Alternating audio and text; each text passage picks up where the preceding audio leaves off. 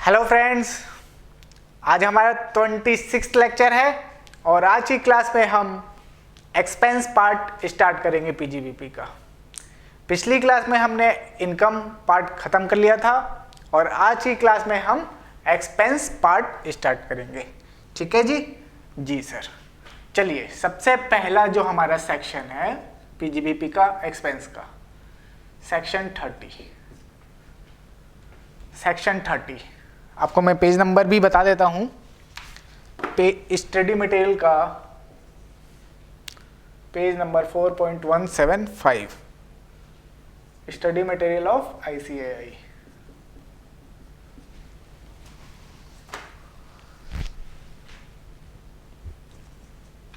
Section 30, rent, rates, taxes, repairs और insurance of building.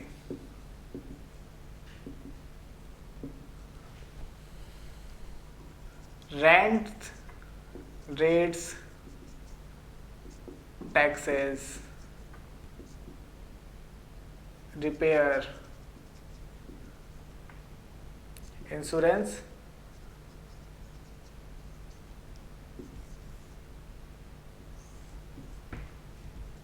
Building used for the purpose of business or profession।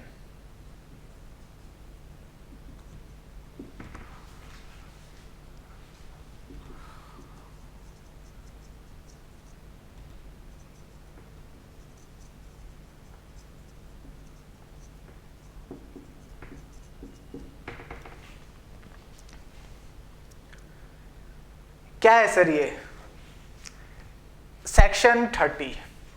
इस section में आपका, अगर हमारे पास कोई बिल्डिंग है जो कि हम यूज कर रहे हैं किसके लिए, for the purpose of business और प्रोफेशन, हम कोई बिल्डिंग को बिजनेस या फिर प्रोफेशन में यूज कर रहे हैं, तो उससे रिलेटेड खर्चे, for example rent, rates, taxes, repair और इंश्योरेंस प्रीमियम अगर पे कर रहे हैं तो हमें उसकी डिडक्शन मिल जाएगी। कौन से सेक्शन में? सेक्शन 30 में। यहां पे एक क्वेश्चन आता है, सर क्या सेक्शन याद करना है? याद कर सकते हैं तो कर लीजिए, नहीं कर सकते कोई दिक्कत नहीं है, बट एग्जाम में गलत सेक्शन लिख के नहीं आना हमें, अदरवाइज नंबर कट सकते हैं। ठीक है जी? जी। तो मान लीजिए मेरे पास मुझे एक बिजनेस स्टार्ट करना है। तो बिजनेस स्टार्ट करने के लिए सबसे पहले क्या चाहिए? मान लीजिए मुझे एक शॉप खोलनी है। शॉप के लिए सबसे पहले क्या करूंगा? एक जगह स्पेस ढूंढूंगा, उसके लिए जगह देखूंगा कि कहाँ खोलनी है। मान लीजिए मुझे सीपी में खोलना है, कनॉट प्लेस दिल्ली में एक जगह है, वहाँ खोलना है मुझे। तो वहाँ जाऊंगा, देखूंगा, उसके लिए स्पेस ढूंढूंगा, या तो फिर उस स्पेस को परचेज कर लूंगा या फिर रेंट पे ले लूंगा। या तो मैं उस स्पेस को, मान लीजिए बिल्डिंग का कोई पार्ट है, उसको या तो मैं परचेज करूंगा या रेंट पे ले लूंगा। परचेज कर लिया मैंने तो कैपिटलाइज हो जाएगा, फिर वो इस सेक्शन में नहीं आएगा। क्या आप यहाँ पे कहीं लिखा हुआ है कैपिटल आइटम? ना, ये सिर्फ रेवेन्यू आइटम्स हैं। ठीक है? तो अगर मैं परचेज कर लेता हूं, वो कैपिटलाइज हो जाएगा, वो अलग बात है, उसको छोड़िए। अभी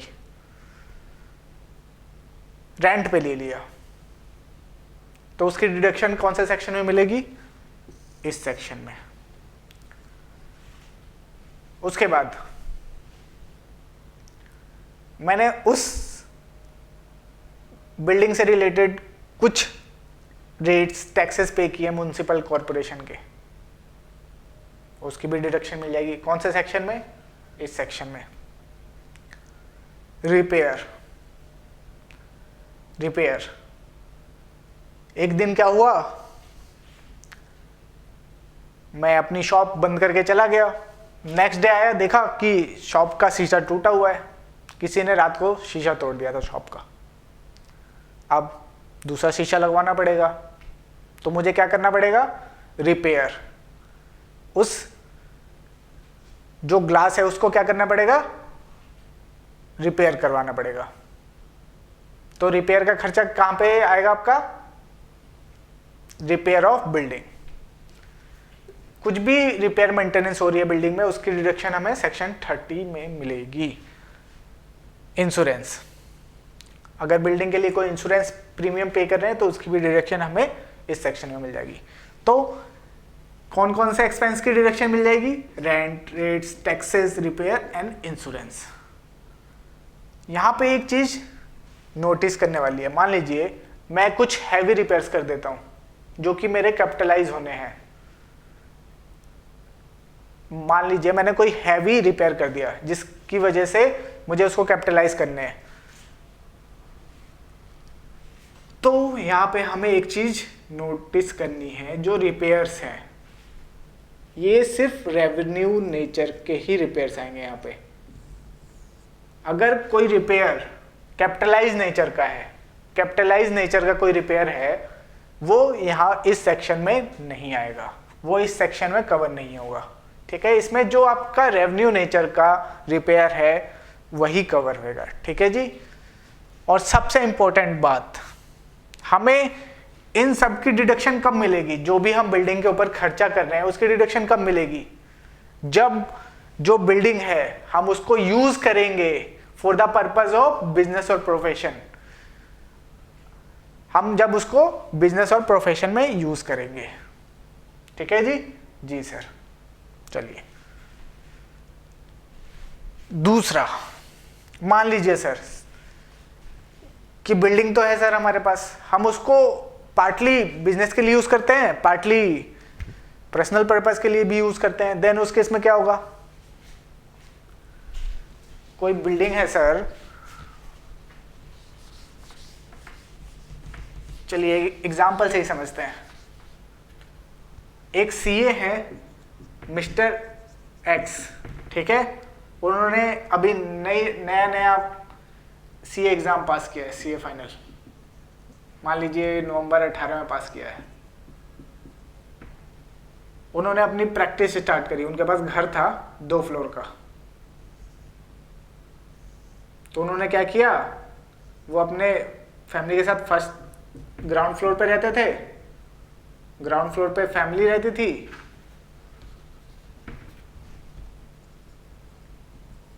और फर्स्ट फ्लोर पे उन्होंने अपना ऑफिस खोल लिया। ठीक है, यहां पे उन्होंने अपना ऑफिस खोल लिया फर्स्ट फ्लोर पे, और ग्राउंड फ्लोर पे फैमिली के साथ रहते थे वो। दोनों सेम आइडेंटिकल यूनिट है, दोनों का बिल्डअप एरिया सेम है। उन्होंने क्या किया, during the previous year 10,000 municipal tax पे किया।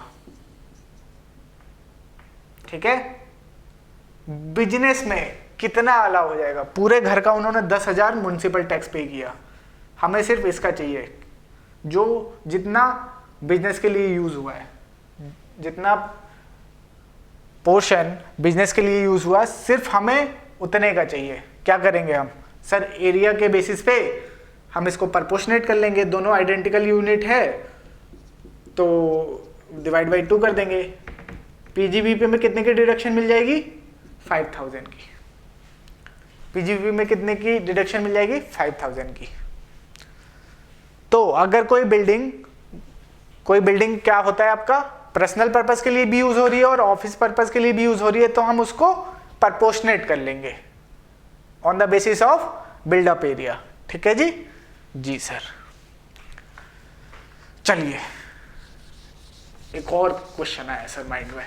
अच्छा हाँ सर, मान लीजिए मैंने ये एरिया रेंट पे लिया,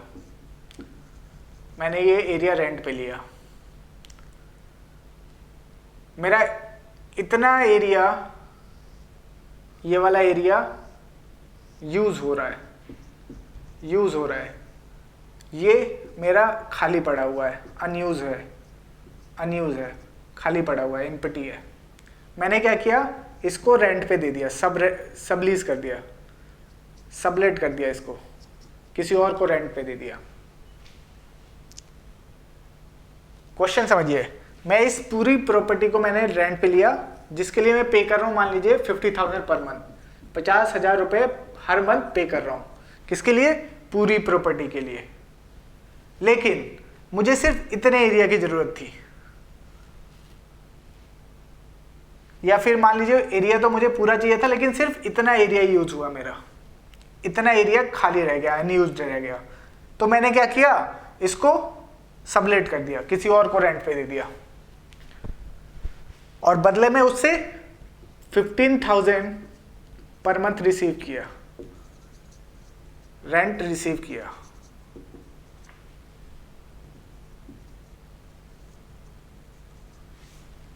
इस केस में कैसे निकालेंगे, कितने की डिडक्शन मिलेगी? इस केस में आपका जितना रेंट पेबल है, जितना हम रेंट पे कर रहे हैं, उसमें से माइनस कर देंगे जितना हमें रेंट रिसीव हो रहा है किसी और से, जितना आएगा उसकी हमें डिडक्शन मिल जाएगी। फॉर एग्जाम्पल, हम रेंट कितना पे कर रहे हैं इस केस में, 50,000, रिसीव कितना कर रहे हैं, 15,000 रुपए फॉर सबलेट। हम फर्दर किसी और को रेंट पे दे रहे हैं जो खाली स्पेस है, तो उसको हम लेस कर देंगे, लेस करने पे जितना आएगा वो हमारा, उसकी डिडक्शन मिल जाएगी पीजीबीपी के अंदर। ठीक है जी? जी सर।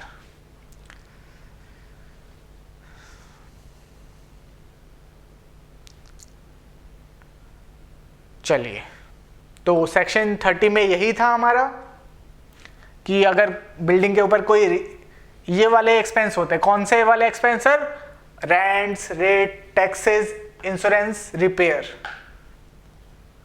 कौन सी बिल्डिंग पे सर? जो यूज हो रही है for the purpose of business और प्रोफेशन, तो इनकी हमें डिडक्शन मिल जाएगी। अब रिपेयर के केस में सिर्फ रेवेन्यू रिपेयर, अगर कैपिटल नेचर का कोई रिपेयर है वो इसमें कवर नहीं होगा। अगर कोई कैपिटल नेचर का रिपेयर हो रहा है वो इसमें कवर नहीं होगा, इस सेक्शन में कवर नहीं होगा आपका। ठीक है जी? जी सर, तो नोट कर लीजिए।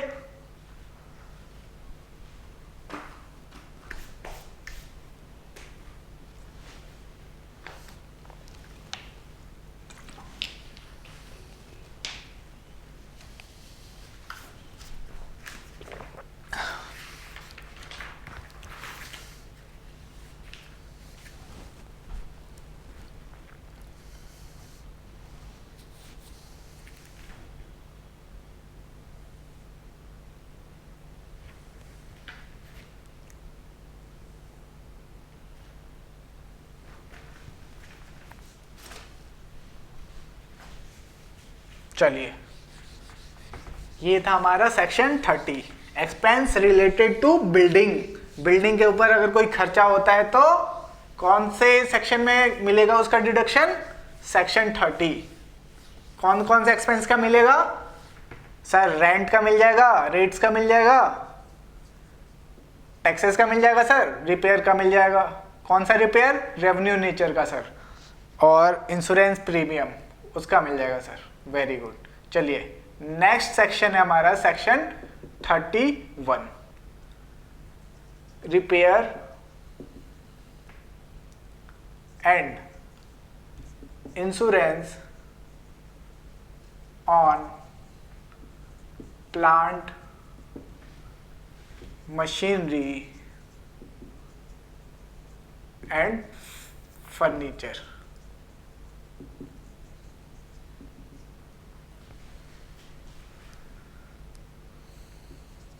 रेंट, इंश्योरेंस, सॉरी रेंट नहीं,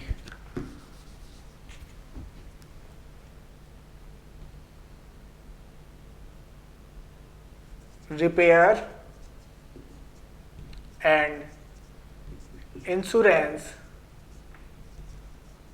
on plant, machinery or furniture will be allowed as deduction under section 31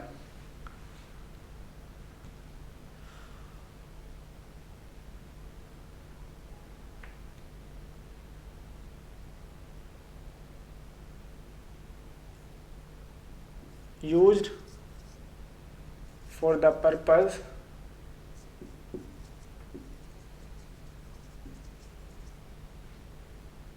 of business और प्रोफेशन।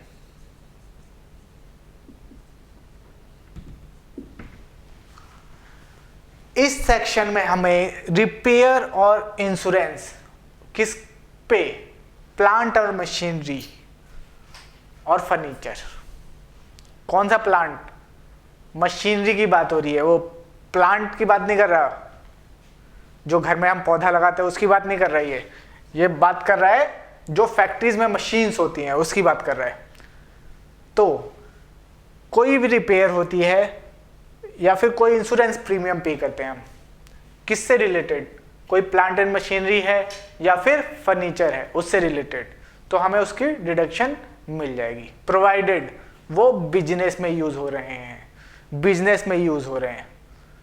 मान लीजिए मैंने मशीन खरीद ली, मशीन खरीद के रखा हुआ है ऐसी, उसको स्टार्ट करके भी नहीं देखा कि चल रही है कि नहीं चल रही, वैसी रखी हुई है अभी, क्या मुझे उसके इसमें डिडक्शन मिलेगी?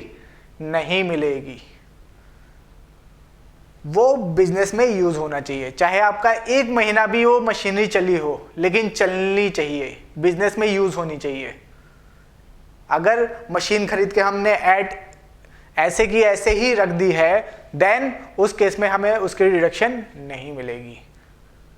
ठीक है, तो कोई भी प्लांट एंड मशीनरी है या फर्नीचर है, वो एक्चुअली में यूज होनी चाहिए बिजनेस में, तभी हमें उसका रिपेयर और मेंटेनेंस प्लस इंश्योरेंस प्रीमियम अगर कोई कुछ अगर हम पे कर रहे हैं उसके ऊपर, तो उसकी डिडक्शन मिलेगी। सर एक क्वेश्चन पूछना है यहाँ पे, क्या सर यहाँ पे सिर्फ रिपेयर और इंश्योरेंस ही क्यों है, रिपेयर और इंश्योरेंस ही क्यों है?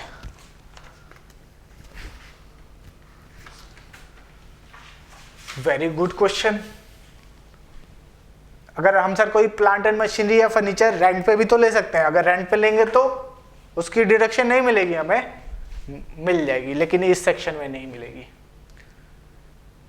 अगर हम कोई प्लांट एंड मशीनरी या फर्नीचर रेंट पे लेते हैं, हमें उसकी भी डिडक्शन इनकम टैक्स में मिल जाएगी, लेकिन इस सेक्शन में नहीं मिलेगी। इस सेक्शन में सिर्फ रिपेयर और इंश्योरेंस का ही डिडक्शन मिलेगा हमें। जो आपका रेंट है, टैक्सेस है, वैसे टैक्स तो कुछ लगता नहीं है, और माइनर कुछ भी एक्सपेंस होता है, वो सब हमारा एक अलग से सेक्शन है, सेक्शन 37, जो बाकी सेक्शंस में कवर नहीं हुआ, उसमें डिडक्शन मिल जाएगी उसकी। ठीक है, तो अगर हम कोई फर्नीचर रेंट पे लेते हैं या कोई प्लांट एंड मशीनरी रेंट पे लेते हैं, तो उसकी डिडक्शन 37 में मिल जाएगी, इस सेक्शन में नहीं मिलेगी। इसमें सिर्फ रिपेयर और इंश्योरेंस की डिडक्शन मिलेगी। यहाँ पे भी रिपेयर्स किस टाइप के होने चाहिए? रेवेन्यू नेचर के, रेवेन्यू नेचर के। अगर कैपिटल नेचर का कोई रिपेयर है तो वो कवर नहीं होगा इस सेक्शन में। अगर कोई कैपिटल नेचर का रिपेयर है तो इस सेक्शन में कवर नहीं होगा। ठीक है जी, ठीक है सर। तो repair and insurance on plant and machinery और furniture will be allowed under section as a deduction under section 31 used for the purpose of business or profession.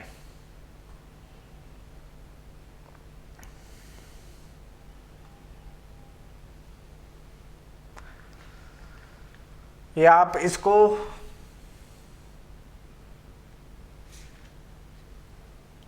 यहां से लिख सकते हैं, furniture used for the purpose of business और profession will be allowed as deduction under section 31। ठीक है जी, ठीक है सर।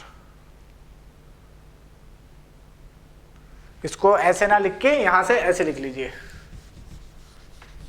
थोड़ा कंफ्यूजिंग सा लग रहा है तो इसको थोड़ा चेंज कर लेते हैं हम। Used for the purpose of business और प्रोफेशन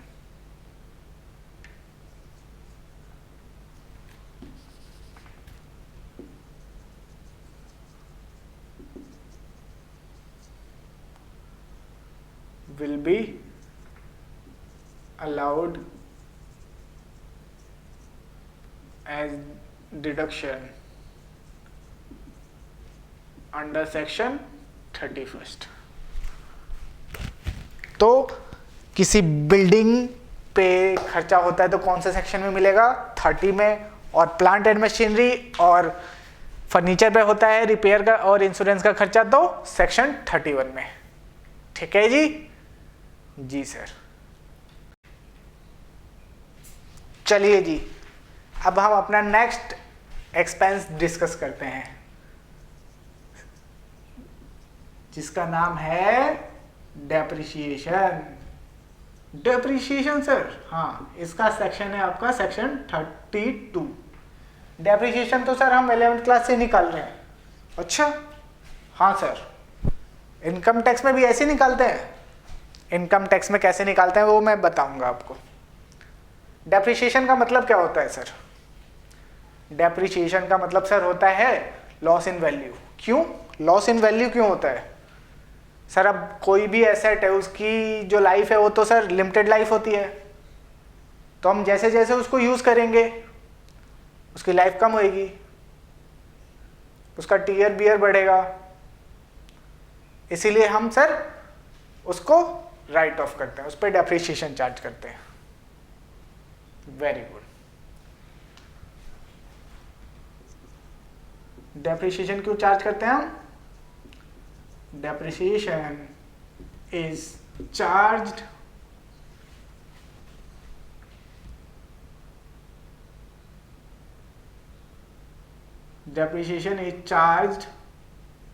on asset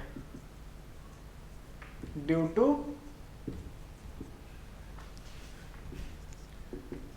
diminution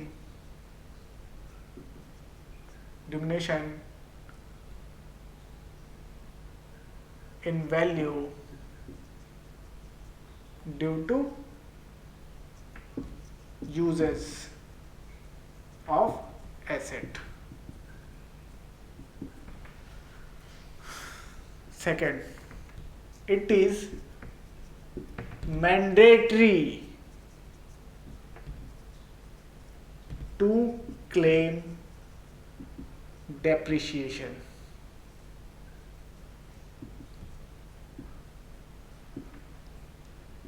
ध्यान से देखिए वर्ड मैंडेटरी।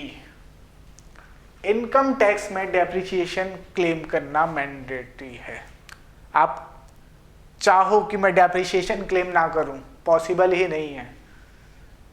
आप चाहो या मत चाहो, हमें मतलब नहीं है।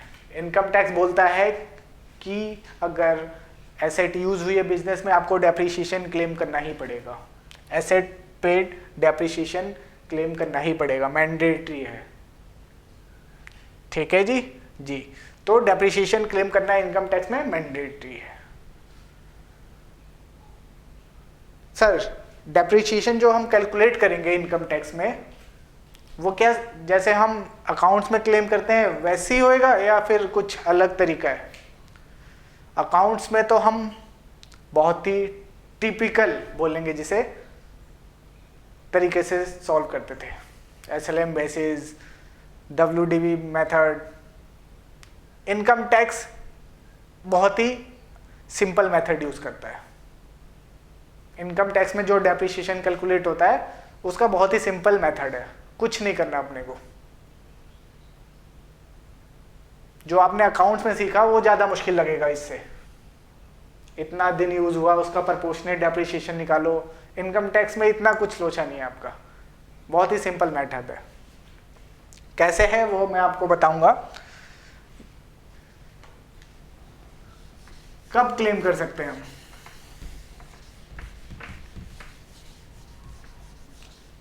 डेप्रिसिएशन कब क्लेम कर सकते हैं हम एसेट पे? कंडीशंस क्या हैं? Conditions for claiming depreciation. कौन कौन सी कंडीशन है जो हमें सेटिस्फाई करनी पड़ेगी, उसके बाद हम डेप्रिसिएशन क्लेम कर सकते हैं? Asset must B related to block of asset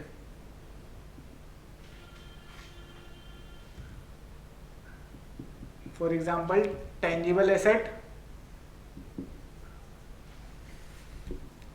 or intangible asset।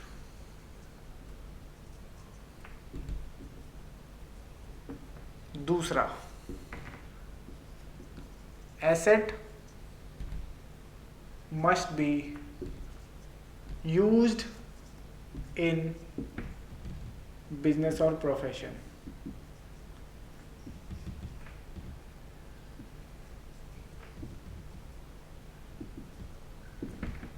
और थर्ड,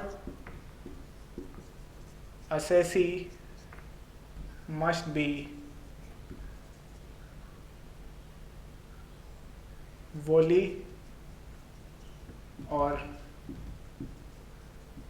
partially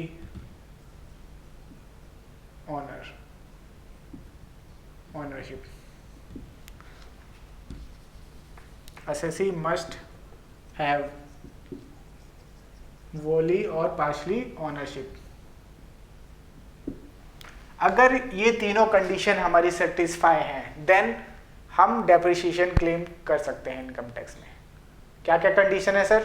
पहली, asset must be related to a block of asset. Income tax में आपका ब्लॉक ऑफ एसेट का कॉन्सेप्ट चलता है। इनकम टैक्स में हमारा क्या चलता है? ब्लॉक ऑफ एसेट का कॉन्सेप्ट चलता है। ब्लॉक ऑफ एसेट क्या होता है sir? For example plant and machinery है। प्लांट एंड मशीनरी के 3-4 ब्लॉक बना दिए। एक 15% जिस पे डेप्रिसिएशन लगेगा उसका एक ब्लॉक बन गया। एक प्लांट एंड मशीनरी जिस पे 40% डेप्रिसिएशन लगेगा उसका दूसरा ब्लॉक बन गया। एक प्लांट एंड मशीनरी जिस पे 10% डेप्रिसिएशन लगेगा उसका तीसरा ब्लॉक बन गया। इस टाइप से ब्लॉक बना रखा है। सेम रेट जिसका डेप्रिसिएशन जिस पे चार्ज होएगा, जिस पे same rate of depreciation charge होना है और उनका नेचर सेम है, वो एक ब्लॉक में जाएंगे। क्या है? जो सिमिलर नेचर के, मान लीजिए कोई प्लांट एंड मशीनरी है और उन पे डेप्रिसिएशन का रेट भी सेम है, मान लीजिए 15% है। दो एसेट है, एसेट ए और एसेट बी, दोनों प्लांट एंड मशीनरी है और दोनों पे कितना परसेंट डेप्रिसिएशन चार्ज होना है इनकम टैक्स में? 15% मान लीजिए दोनों में। तो दोनों एक ब्लॉक में जाएंगी। दोनों क्या हो जाएंगी? एक ब्लॉक के अंदर जाएंगी। ठीक है? तो सेम रेट ऑफ डेप्रिसिएशन जिस पे हो और सिमिलर नेचर ऑफ एसेट हो, वो एक ब्लॉक के अंदर जाएंगी। अब रीजन क्या था ब्लॉक ऑफ एसेट का कॉन्सेप्ट लाने का? 1988 इससे पहले 1 अप्रैल 1988 से पहले आपका सिंगल एसेट कॉन्सेप्ट था। हमने एक टेबल खरीदा, क्या एंट्री करी? टेबल डेबिट टू कैश, एक अकाउंट खुल गया। हमने एक चेयर खरीदी, चेयर डेबिट टू कैश, एक और अकाउंट खुल गया। एक टेबल का अकाउंट खुल गया, एक चेयर का अकाउंट खुल गया। एक फर्नीचर, एक सोफा खरीदा, क्या एंट्री डाली? सोफा डेबिट टू कैश, एक और अकाउंट खुल गया। तो पहले सिंगल एसेट कॉन्सेप्ट चलता था, जितने एसेट उतने अकाउंट। उस टाइम पे आपका कंप्यूटर भी नहीं होता था। सोचिए उस टाइम पे कितनी प्रॉब्लम होती होगी बैलेंस शीट बनाने में। एसएससी बेचारा इनकम टैक्स ऑफिस डॉक्यूमेंट लेके जाता था। अब डॉक्यूमेंट लेके जाता है, इतना पूरा गट्ठर लेके जाता है, अब असेसिंग ऑफिसर क्या चेक कर पाएगा आपका? इतना मोटा बैलेंस शीट आप लेके जा रहे हो उसके पास, क्या चेक करेगा उसमें? तो ठीक से चेक नहीं कर पाते थे इनकम टैक्स वाले, ठीक से चेक नहीं कर पाते, क्यों? डाटा ही इतना बल्कि हो जाता था। तो उन्होंने गवर्नमेंट को रिक्वेस्ट करी कि सर हम डेप्रिसिएशन को ठीक से चेक नहीं कर पा रहे, तो कुछ ऐसा कीजिए जिसकी वजह से हम इसको चेक कर पाए। तो फाइनेंस मिनिस्ट्री ने सोचा क्या कर सकते हैं। सोचने के बाद उन्होंने क्या किया, ब्लॉक ऑफ एसेट का कॉन्सेप्ट लेके आए। ब्लॉक ऑफ एसेट में अब क्या हुआ, जहां पहले आपका टेबल का अलग अकाउंट खुल रहा था, चेयर का अलग खुल रहा था, सोफा का अलग खुल रहा था, उन्होंने इसको चेंज करके क्या कर दिया, फर्नीचर का नाम दे दिया। हमने टेबल खरीदी, अब furniture debit to cash, chair खरीदा furniture debit to cash, sofa खरीदा फर्नीचर डेबिट टू कैश। इससे क्या हुआ, सिर्फ हमारा एक लेजर खुला, किसका? फर्नीचर का। उसी के अंदर ये तीनों एसेट आ गए, टेबल भी उसी के अंदर आ गई, चेयर भी उसी के अंदर आ गई और सोफा भी उसी के अंदर आ गया। तो इससे क्या हुआ, हमारा अकाउंट्स कम हो गए।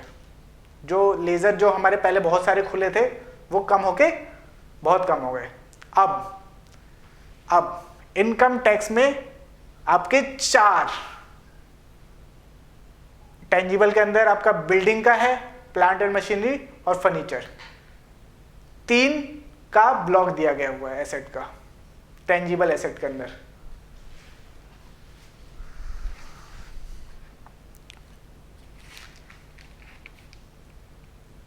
बिल्डिंग का, मशीनरी और प्लांट एंड मशीनरी और फर्नीचर। टेंजिबल अगर एसेट है तो किस में आएगा, बिल्डिंग, प्लांट एंड मशीनरी या फिर फर्नीचर, ये हो गया टेंजिबल। और इंटेंजिबल में know how, patent, trademark, goodwill, ये सब आपके इंटेंजिबल एसेट के अंदर आ जाएंगे। तो टेंजिबल एसेट में कितने का ब्लॉक बना आपका, बिल्डिंग का ब्लॉक बन गया एक, प्लांट एंड मशीनरी का एक ब्लॉक बन गया और फर्नीचर का एक ब्लॉक बन गया। अब इसमें भी क्या सारे फर्नीचर एक ही उसके अंदर डाल देते थे? नहीं, हमें देखना है कि जो हम फर्नीचर खरीद के ला रहे हैं, मान लीजिए कोई फर्नीचर खरीद के लेके आते हैं, उस पर रेट ऑफ डेप्रिसिएशन क्या है, उस पर रेट ऑफ डेप्रिसिएशन क्या है। फॉर एग्जाम्पल, चल पहले हम पहले वाले को डिस्कस करते हैं। फॉर एग्जाम्पल, मैंने 3 फर्नीचर खरीदा, ABC, ठीक है। इन दोनों पे आपका 10% डेप्रिसिएशन का रेट है और ये इस पे है आपका 40%। फर्नीचर के अंदर मैंने 3 एसेट खरीदे, ए और बी के पे जो डेप्रिसिएशन चार्ज होना है उसका रेट है 10% और जो फर्नीचर सी है उस पे 40%।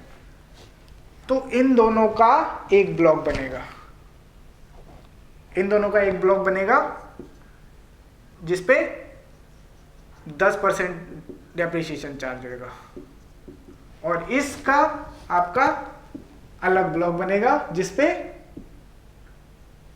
40% डेप्रिसिएशन चार्ज होगा। होंगे दोनों फर्नीचर के अंदर ही, होंगे फर्नीचर के अंदर ही, लेकिन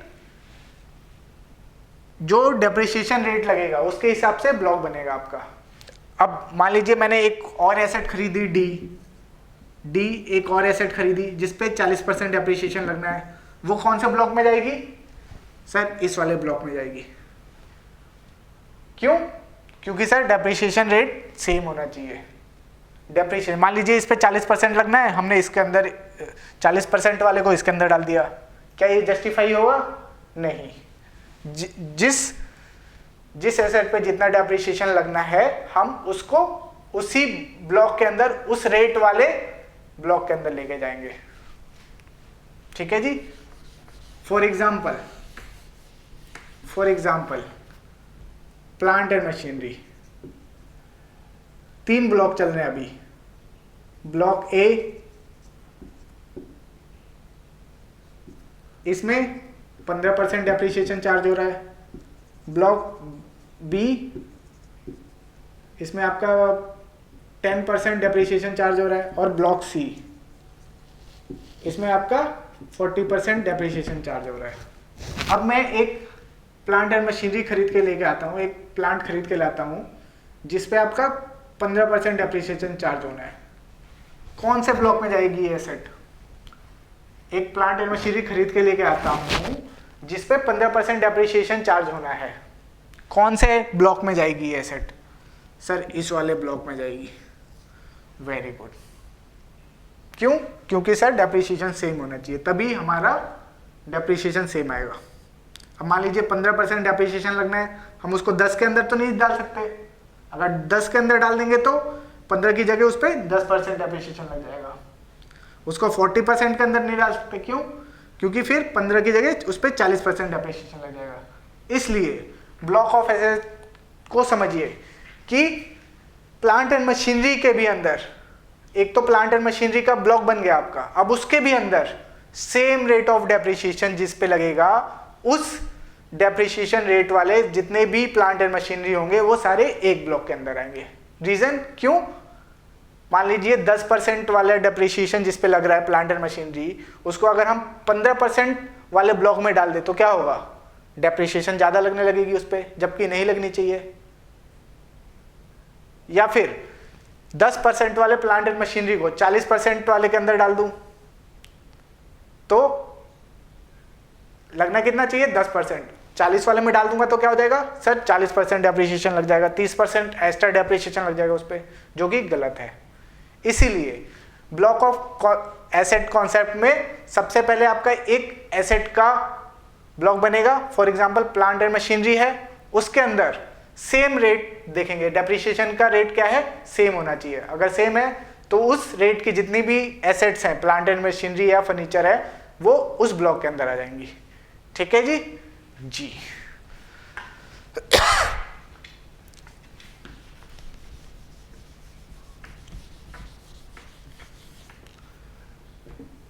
टेंजिबल एसेट में कितने ब्लॉक हैं आपके एसेट के?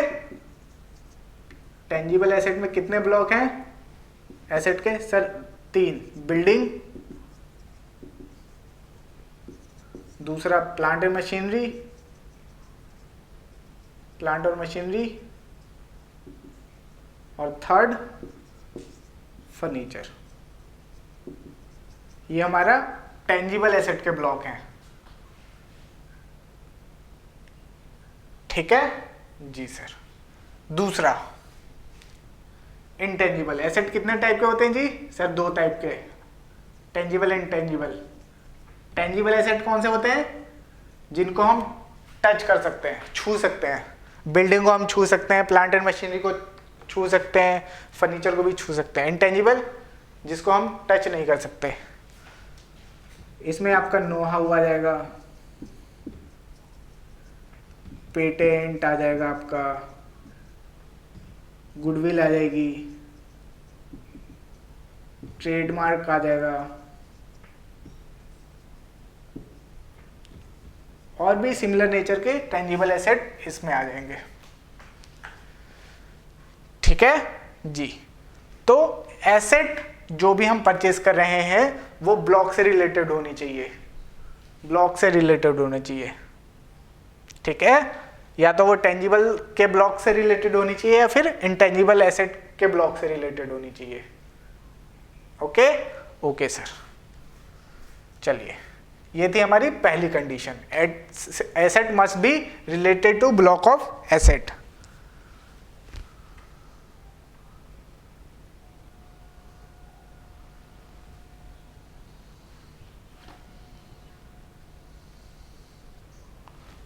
ठीक है जी सर।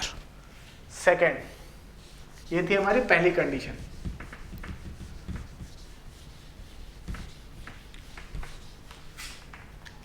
दूसरी कंडीशन जी, asset must be used for the purpose of business और profession. Asset must be used for the purpose of business और प्रोफेशन। जो हमारा एसेट है वो एक्चुअली में यूज होना चाहिए, किसके लिए? बिजनेस या प्रोफेशन में यूज होना चाहिए। अकाउंट्स में हम क्या करते थे, जिस दिन हमने एसेट परचेज करी तब से हम डेप्रिसिएशन चार्ज करना स्टार्ट कर देते थे। इनकम टैक्स में ऐसा नहीं होता। इनकम टैक्स में हम देखेंगे कि वो एक्चुअली में कब से यूज हो रहा है, उसको पुट टू यूज कब किया,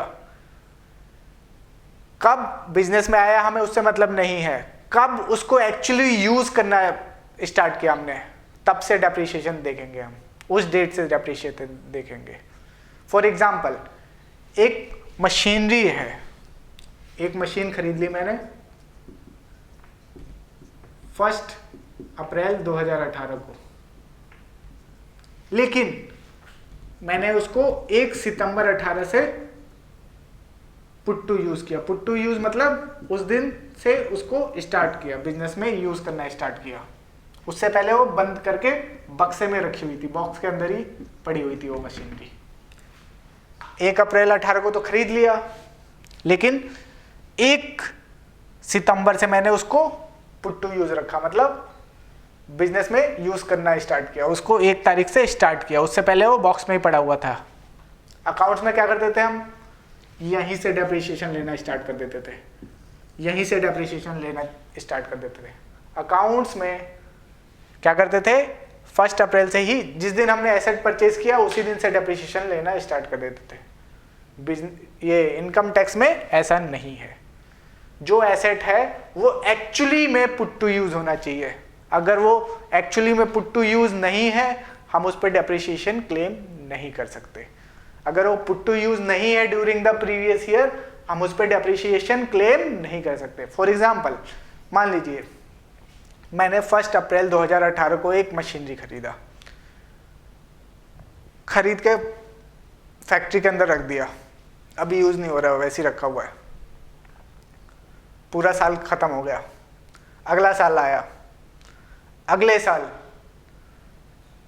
साल 1 सितंबर 2019 को, अगले साल, एक प्रीवियस ईयर खत्म हो गया आपका।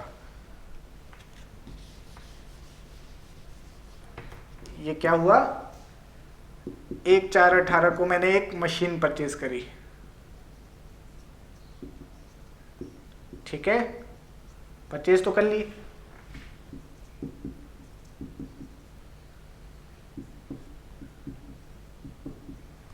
लेकिन पूरे साल वो यूज नहीं हुई, वैसी की वैसी पड़ी रही, नॉट यूज्ड। परचेज करके फैक्ट्री में रख दिया, उसको यूज नहीं किया।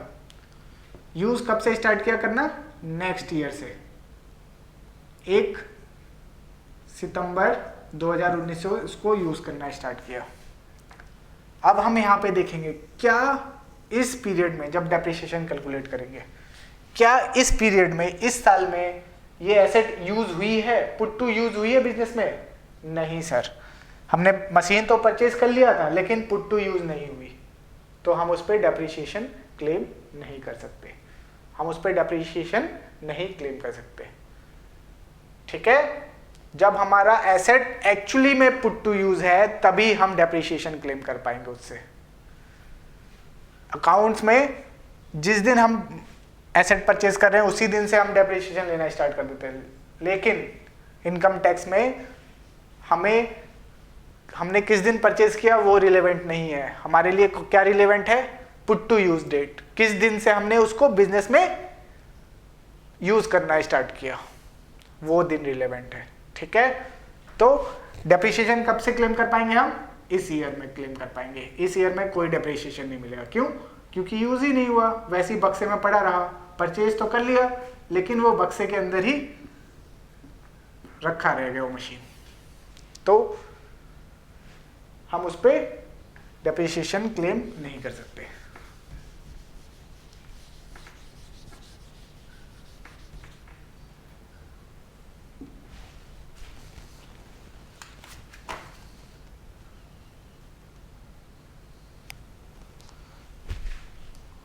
इसमें लिखेंगे आप, the asset must B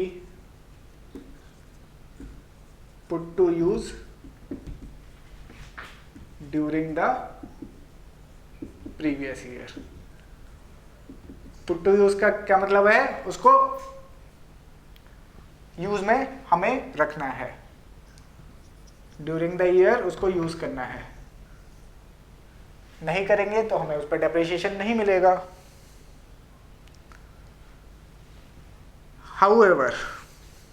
however कुछ एसेट्स को छोड़ के कुछ ऐसे एसेट भी होते हैं जो स्पेशल सर्कमस्टांसेस में यूज होते हैं। For example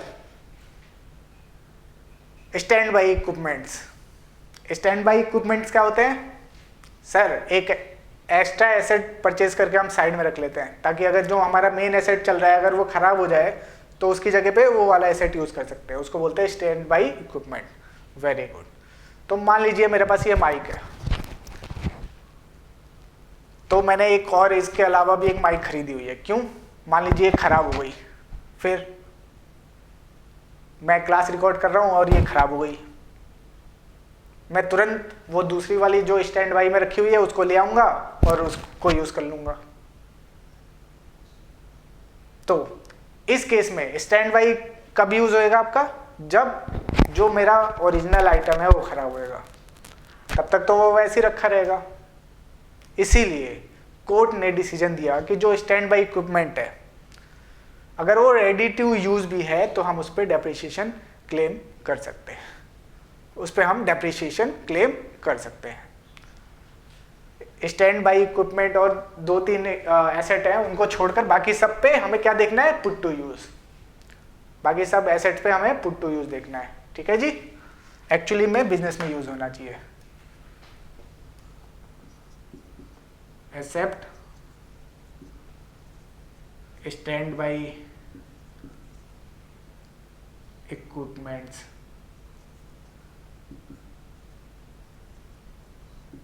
fire extinguisher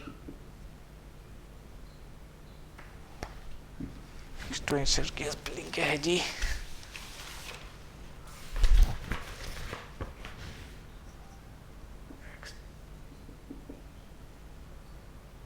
extinguisher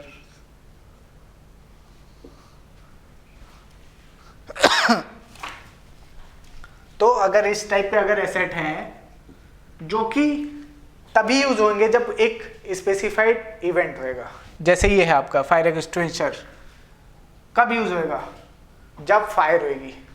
fire नहीं होती, वो वैसी के वैसी रखा हुआ है, तो क्या इस पे ऐसी रखा रहेगा तो कभी डेप्रिसिएशन ही क्लेम नहीं करेंगे ना। कोर्ट ने बोला कि अगर ऐसे एसेट जो कि तभी यूज होंगे जब कुछ स्पेशल इवेंट हो, स्पेसिफिक सर्कमस्टांसेस में यूज हो, उस केस में अगर वो एसेट रेडी टू यूज है तो हम उस पर डेप्रिसिएशन ले सकते हैं, ठीक है जी। उनको छोड़कर बाकी सब में पुट टू यूज देखना है हमें। ओके सर, चलिए ये थी हमारी दूसरी कंडीशन।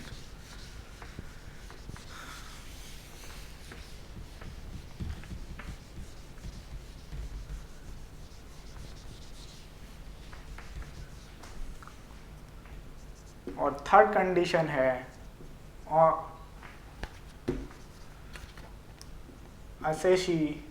assessee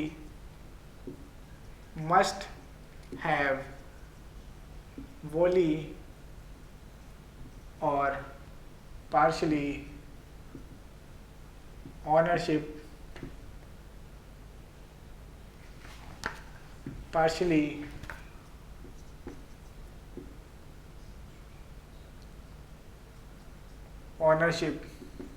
on asset। जो असेसी है उसका एसेट पे ऑनरशिप राइट होना चाहिए। पूरा राइट हो जरूरी नहीं, अगर आपका पार्शली राइट भी है तो भी आप डेप्रिसिएशन क्लेम कर सकते हो, पार्शली डेप्रिसिएशन क्लेम कर सकते हो, लेकिन ऑनरशिप इज मस्ट। अगर कोई पर्सन ऑनर नहीं है तो उस केस में उसको डेप्रिसिएशन नहीं मिलेगी, वो डेप्रिसिएशन क्लेम नहीं कर सकता। Ownership is must. Assessee owner होना चाहिए एसेट का, नहीं है तो वो डेप्रिसिएशन क्लेम नहीं कर सकता। ठीक है जी। जी, तो ये हमारी 3 कंडीशन है। पहली क्या कि ब्लॉक ऑफ एसेट से रिलेटेड होना चाहिए एसेट, दूसरी बिजनेस में यूज होना चाहिए, पुट टू यूज होना चाहिए, और third assessee must be owner. Assessee क्या होना चाहिए? ऑनर होना चाहिए। पूरा है तो अच्छी बात है, पार्शल है तो भी कोई दिक्कत नहीं है। अगर उसके पास पार्शली ऑनरशिप राइट है एसेट के ऊपर तो भी कोई दिक्कत नहीं है, उतना उसको डेप्रिसिएशन मिल जाएगा उस एसेट के पोर्शन पे। ठीक है, तो ये 3 कंडीशन थी। अगर ये तीनों कंडीशन सेटिस्फाई है तभी हम डेप्रिसिएशन क्लेम करने के लिए एलिजिबल हैं, तभी हम डेप्रिसिएशन क्लेम करने के लिए एलिजिबल हैं। ठीक है जी। जी सर। चलिए अब कुछ चीजें नोट करेंगे,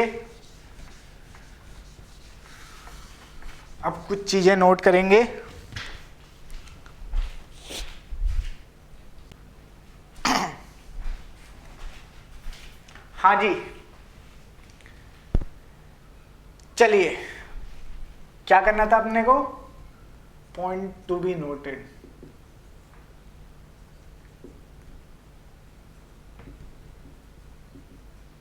कौन सा पॉइंट है सर? चलिए बताइए मुझे। मेरे पास एक लैंड है, मेरे पास एक जमीन है, उस पर मैं बिजनेस कर रहा हूं, उस पर डेप्रिसिएशन मिलेगा या नहीं? लैंड के ऊपर सर, लैंड के ऊपर तो सर नहीं मिलना चाहिए। क्यों नहीं मिलना चाहिए सर? उसकी लाइफ हम पता नहीं कर सकते, डिटरमाइन नहीं कर सकते उसकी लाइफ कितनी है लैंड की। Very good. इसीलिए ना हम अकाउंट्स में ना ही इनकम टैक्स में लैंड के ऊपर डेप्रिसिएशन क्लेम कर सकते हैं। अभी तक आपने जितने भी क्वेश्चन सॉल्व करे होंगे डेप्रिसिएशन के, क्या कभी उसमें लैंड आया है? अकाउंट्स में जितने भी डेप्रिसिएशन के क्वेश्चन सॉल्व करे, क्या कभी लैंड के ऊपर डेप्रिसिएशन चार्ज किया आपने? नहीं सर। क्यों? उसकी लाइफ ही डिटरमाइन नहीं कर सकते हम। एक लैंड कितने साल चलेगी क्या पता हमें? 10 साल भी चल सकती है, 100 साल भी चल सकती है, 1000 साल भी चल सकती है, जब तक दुनिया रहेगी तब तक चल सकती है, हमें नहीं पता। इसीलिए डेप्रिसिएशन नहीं मिलता लैंड के ऊपर। नो डेप्रिसिएशन, कोई डेप्रिसिएशन नहीं मिलेगी इनकम टैक्स में लैंड के ऊपर। ठीक है जी। जी सर। चलिए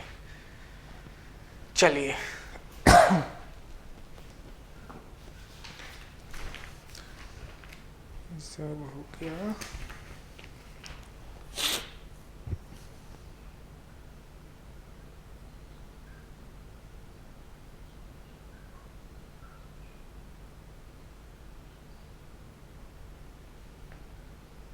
चलिए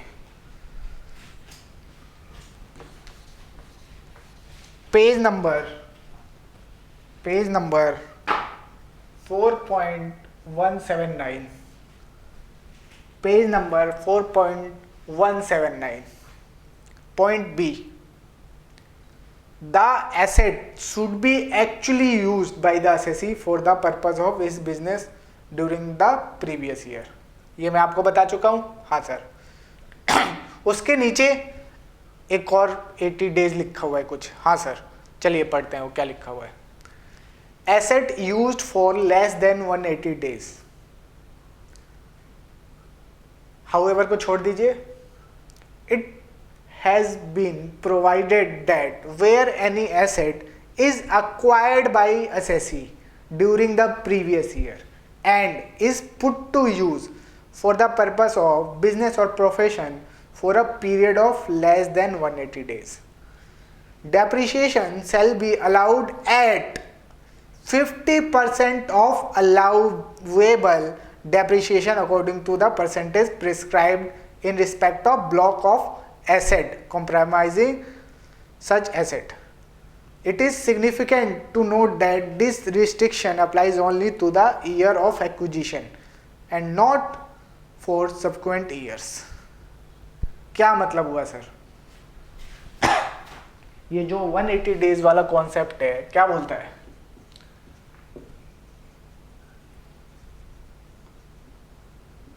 ये बोलता है जिस ईयर में हमने परचेज किया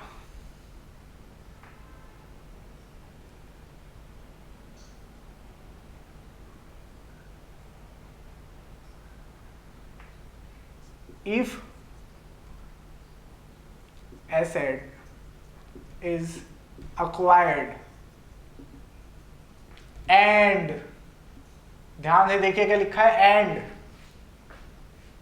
put to use for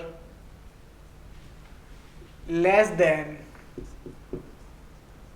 180 days during the previous year,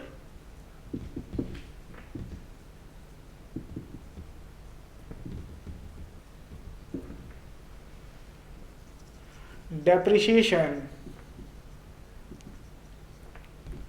will be at 50% of allowable depreciation.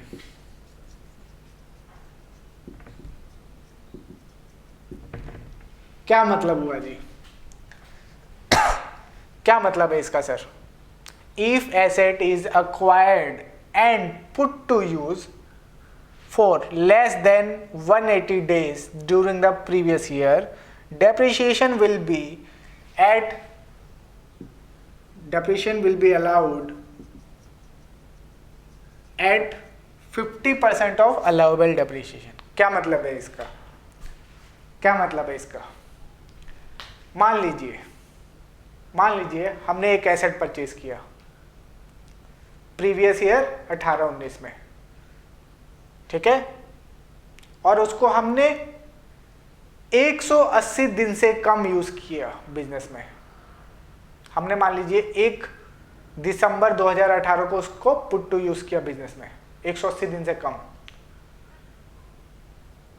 और उस पे 15% डेप्रिसिएशन चार्ज होना है मान लीजिए, ठीक है। देन उस पे क्या करेंगे हम? 15% का 50%, मतलब 60.5% डेप्रिसिएशन चार्ज करेंगे सिर्फ। ये बोलता है हमारा 180 डेज कॉन्सेप्ट। हम इसमें कितने दिन यूज हुए हम उसको नहीं देखते, इसमें सिर्फ देखते हैं कि 180 दिन से ज्यादा, 180 दिन या उससे ज्यादा यूज हुआ है या 180 दिन से कम यूज हुआ है। अगर 180 दिन से कम यूज हुआ है देन उसमें जो डेप्रिसिएशन का रेट होगा वो हाफ हो जाएगा। लेकिन ये कंडीशन कभी लगेगी? जिस ईयर में परचेज किया है उसी ईयर में उसको पुट टू यूज रखा है। मान लीजिए मैंने इस साल अक्वायर कर लिया और नेक्स्ट ईयर में पुट टू यूज कर रहा हूं, देन नेक्स्ट ईयर में पूरा का पूरा डेप्रिसिएशन मिल जाएगा। ये रिस्ट्रिक्शन तभी है, रेट तभी आधा होएगा डेप्रिसिएशन का जब acquire plus put to use, acquire और पुट टू यूज दोनों सेम ईयर में हो रहे हैं। जब एक्विजिशन ऑफ एसेट और put to use of asset दोनों क्या हो रहा है? सेम प्रीवियस ईयर में हो रहे हैं। मान लीजिए एग्जाम्पल से समझते हैं।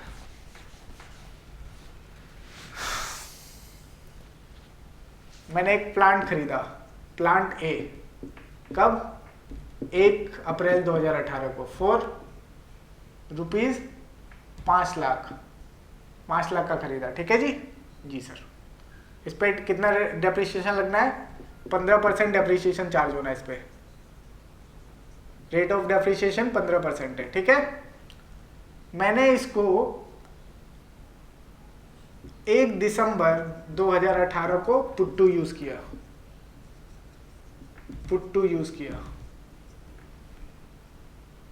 अब 1 दिसंबर से काउंट करेंगे 31 मार्च तक।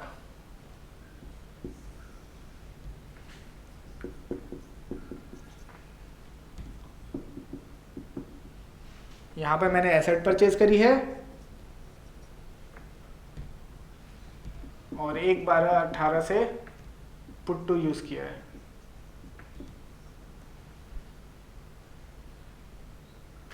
यहां से यहां तक देखेंगे कितने दिन होते हैं, क्या 180 दिन से कम है या 180 दिन या उससे ज़्यादा है।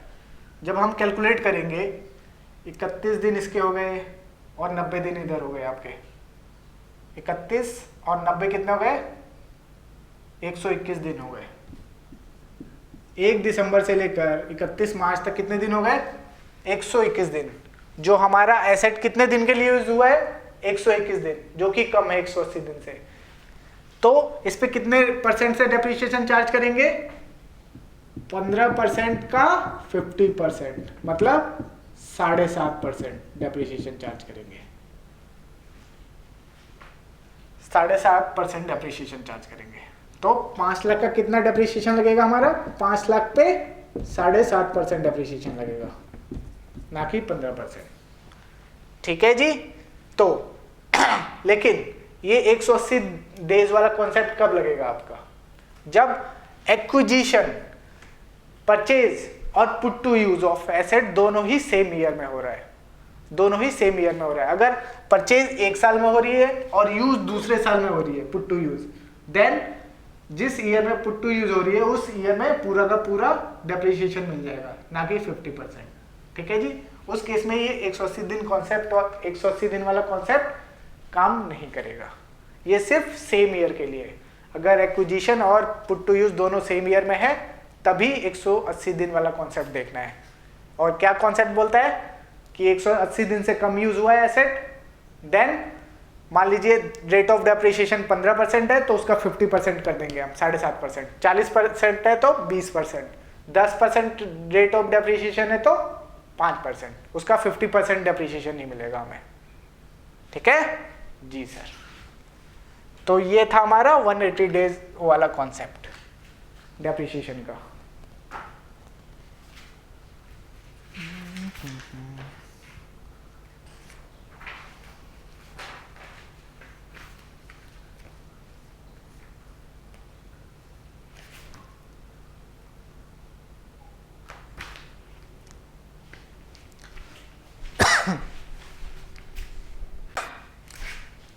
ठीक है जी। तो आज की क्लास में हम इतना ही रखते हैं। जितना भी मैंने आपको पढ़ाया है आप एक बार स्टडी मटेरियल से पढ़ के आएंगे। जितना भी मैंने आपको पढ़ाया है उतना आप स्टडी मटेरियल से पढ़ के आएंगे। प्लस डेप्रिसिएशन बहुत ही वास्ट है, इसलिए जितना पढ़ा रहा हूँ उतना ही दिमाग लगाना है, उससे ज़्यादा नहीं, क्योंकि फाइनल लेवल पे बहुत ही टिपिकल हो जाता है ये डेप्रिसिएशन। इसीलिए जितना मैं आपको पढ़ा रहा हूँ, जितना रिलेवेंट है उतना ही पढ़ना है आपको। ज़्यादा पढ़ लेंगे आप खुद कंफ्यूज हो जाएंगे। ठीक है, ठीक है सर। तो जितना पढ़ा है आप उतना घर से कल पढ़ के आना है, बाकी नेक्स्ट क्लास में डिस्कस करेंगे। अगर आपको कुछ समझ में नहीं आया, कोई क्वेरी है, आप मुझे इस नंबर पे व्हाट्सएप करके पूछ सकते हैं। ठीक है जी, ठीक है सर।